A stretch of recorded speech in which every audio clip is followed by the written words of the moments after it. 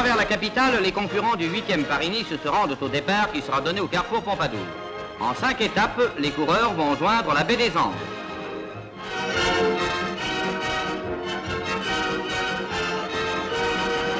Après Cannes, l'avion des actualités françaises nous offre un coup d'œil splendide sur les derniers kilomètres. Enfin, voici le sprint. Bio triomphe, mais Camellini est le grand vainqueur, très choyé, de ce 8e Paris-Nice. La dernière journée de Manosque à Nice devait conduire les coureurs dans la neige et le verglas des cimes surplombant les gorges du Verdon. Chutes, dérapages et abandons. Puis l'Italien Ponzini gagnait à Nice, alors que le Belge De Bruyne triomphait au classement général 2 jours avant d'enlever Milan-San Remo. Eh bien, autant vous le dire tout de suite, c'est le jeune Français José Samyn qui a remporté aujourd'hui la première demi-étape de la course Paris-Nice, qui a conduit les coureurs de Toulon à Antibes.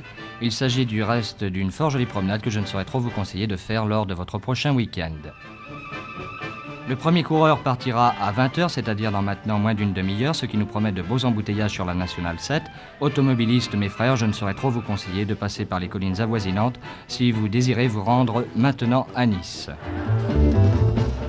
Ce jour-là, Poulidor est en état de grâce. On ne le reconnaît plus, il ne sent plus le poids de ses 36 ans. Et dans la Turbie, ce 16 mars, il survole la course, bat tous les records et Merckx par la même occasion. Poulidor gagne enfin Paris-Nice. Il vient de jouer un bon tour à ceux qui l'ont toujours considéré comme l'éternel second. Moins optimiste maintenant, la course cycliste Paris-Nice qui aujourd'hui a failli tourner au pugilat. Le déroulement de l'étape a été gravement perturbé par une manifestation de mineurs de Gardanne et des ouvriers des chantiers navals de la Ciotat qui ont stoppé la course au col de l'Ange. Des coups ont été échangés entre Bernard Hinault, jeté à terre alors qu'il entendait poursuivre sa route, et les manifestants.